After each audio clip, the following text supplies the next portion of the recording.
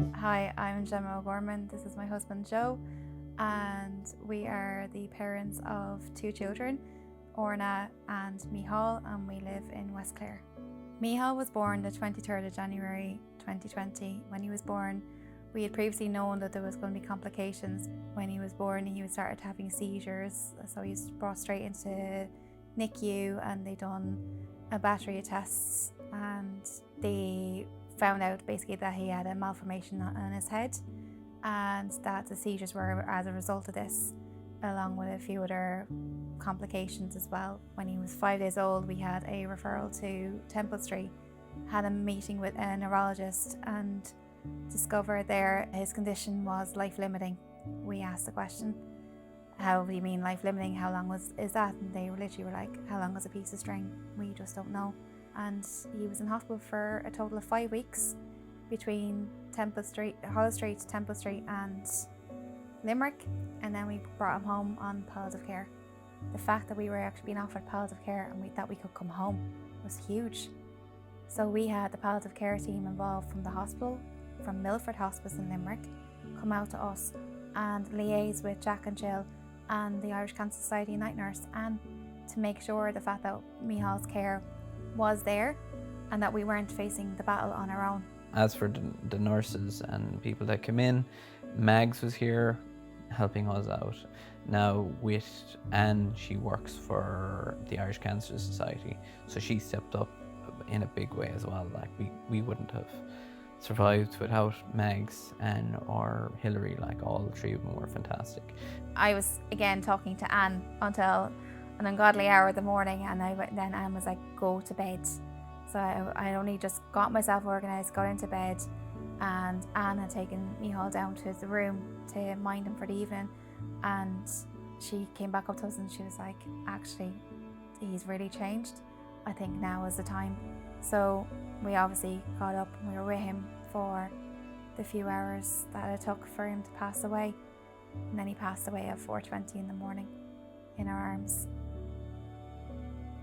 We couldn't do a funeral because the restrictions were in. No one was allowed at the house. People weren't supposed to be travelling and visiting other houses. We didn't have that. We had to bring him to the crematorium ourselves in his little coffin. The cast of his hand and footprint was actually given to me by my aunt as a kit. So one of the evenings we were able to have him settled enough to try and actually do the cast of his footprint. Now it was a bit tricky because it was cold and he twitched a lot, but we did manage to get it sorted, so I was really pleased.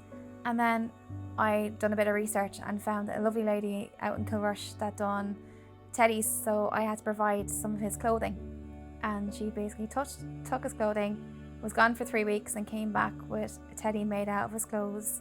And we also had requested, we had one big teddy for ourselves, and we made 3 smaller ones then for Orna to keep for herself as well, and then the grandparents got one as well. Orna talks a lot about her brother when she gets a bit sad, and whatever, she always says, I miss Mihal.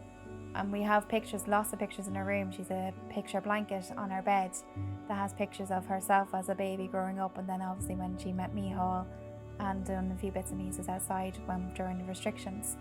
So, and she gets very upset then if we're talking about Mihal. She kind of feeds off our energy as well. So if we're a little bit down, she's down too. She'll talk to us about it, and we'll talk to her, and we'll acknowledge the fact that she feels a little sad, and we'll say, well, we feel sad too, and we just chat to her, and it brings her out again. So she's not totally focused on being sad. She's actually able to kind of, okay, I'm past now, I can be okay again now, and let's get going. Gemma wanted to do something to mark Mihal, because I think it was the end of April.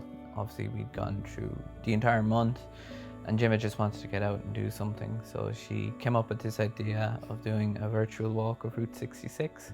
I told her that that's about 13 kilometers a day on your own, and I think you're crazy. So I ended up being roped in, and so did Orna a little bit.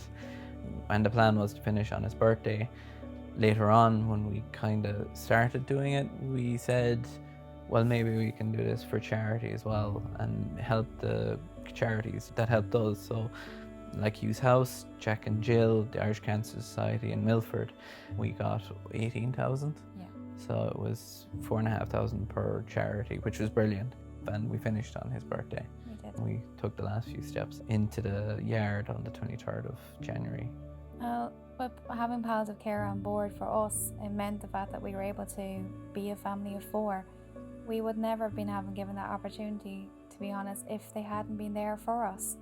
It was straight away, they were literally arms around us, and we were able to kind of take a breath and start actually living and enjoying his company, and for us to be a family of 4. And even after Michal passed away, they were still checking in on us, making sure the fact that we were okay, because obviously we've gone through Michal passing away. They wanted to be sure that we were okay as well. It didn't just end when Michal passed away, we still mattered as well to them.